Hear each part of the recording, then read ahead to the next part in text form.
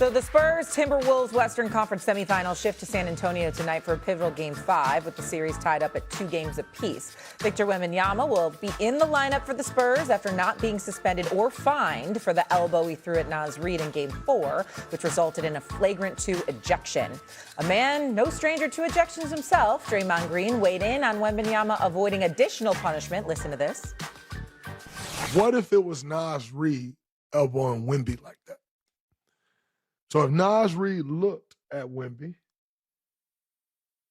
turned away, loaded his elbow right to the neck, and proceeded to follow through with the other hand as though that wasn't a mistake.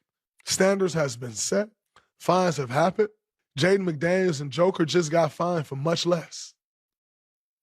For there not to even be a fine, it's crazy.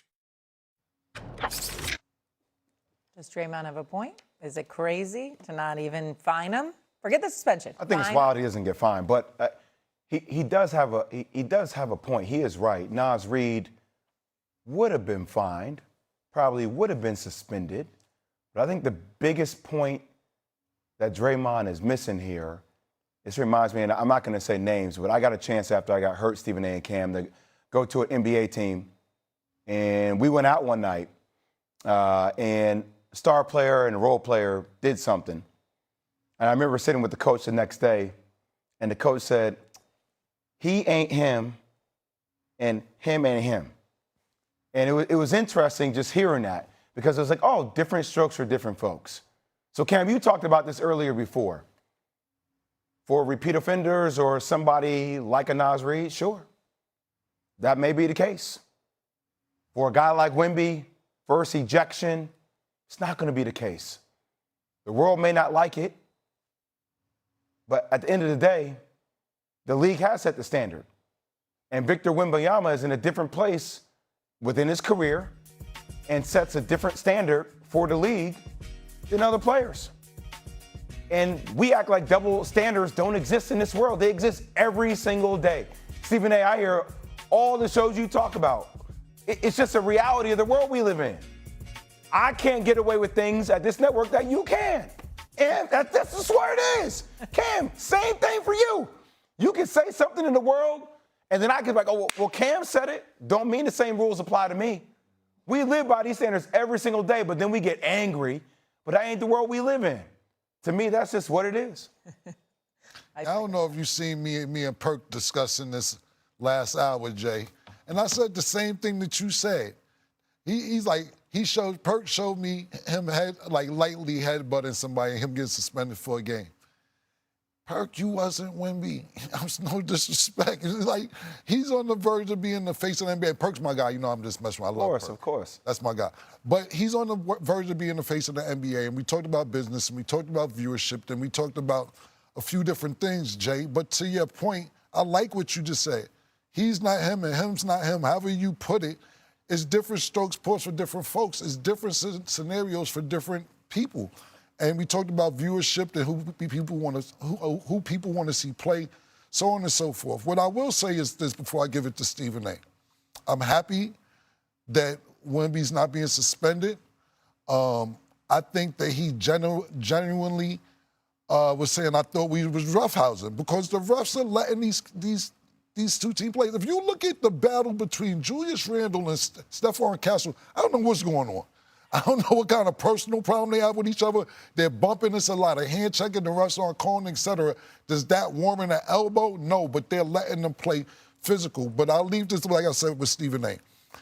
I like how Adam Silver's handling this, because if it was David Stern, he'd be suspended. He'd definitely be suspended. Ron Artest did something similar to James Harden, got suspended 7 games. Yep, 7 games. 7 games. Yep. 7 games. 7 games. Listen, here's the deal.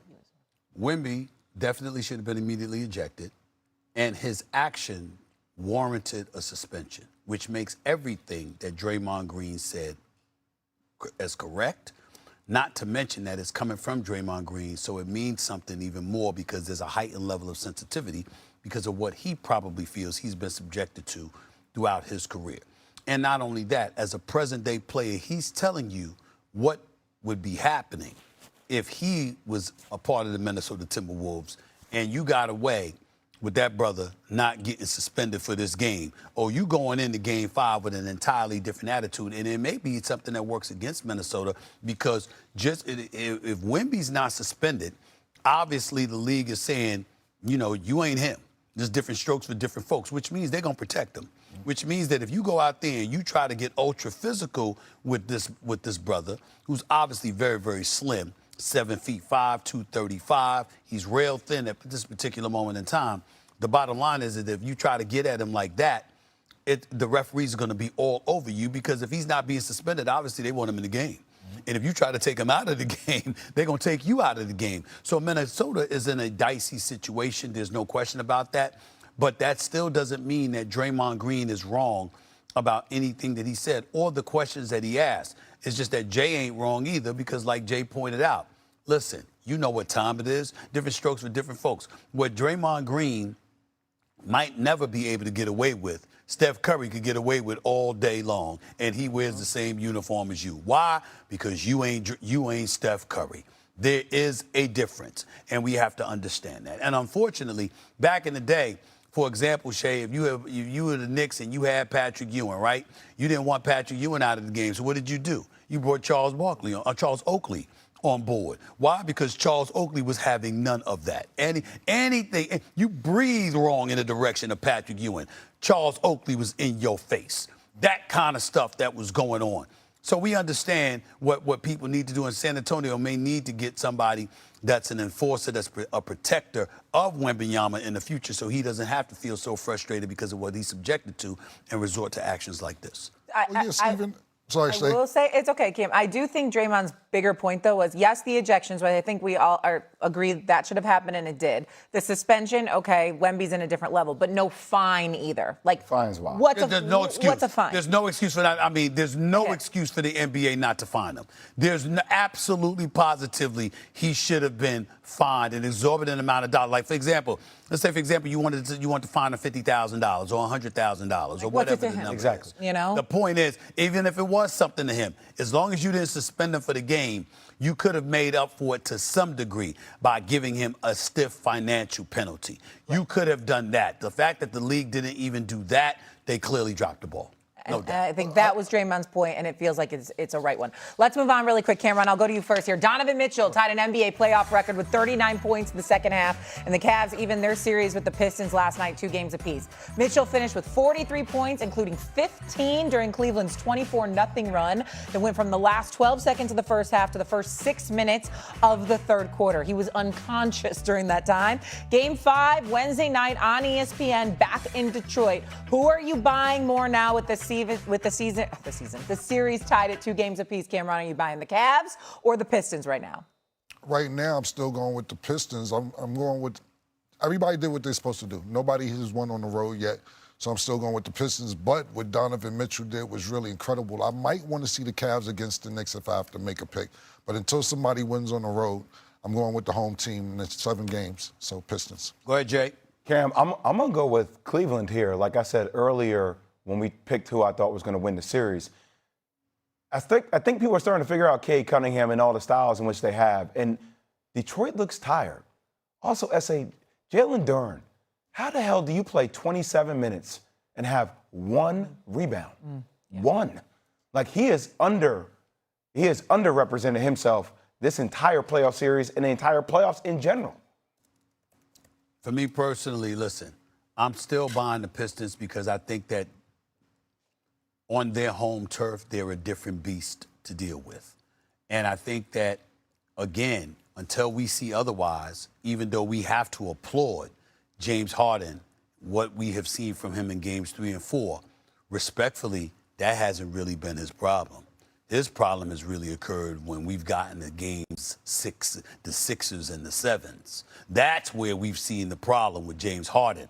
And last time I checked, we haven't gotten the game 6 of this series yet, nor a game 7. That is what is going to be the telltale story. And until we see otherwise, we got to believe that the Pistons deserve the edge, even though Donovan Mitchell is that dude. I've always believed in him, and I believe that he will show up when it counts as well. It's just that James Harden had damn well better show up with him. Yeah, the good news for the Pistons is that they are the 1 seed and it has to go through Detroit because the Cleveland Cavaliers have been horrific on the road, 0-5 so far in the postseason. Coming up here on First Take, Lane Kiffin's departure from Ole Miss was not good. Now some recent comments about Oxford, Mississippi are raising eyebrows even more so. But was the LSU coach right? We'll discuss it next.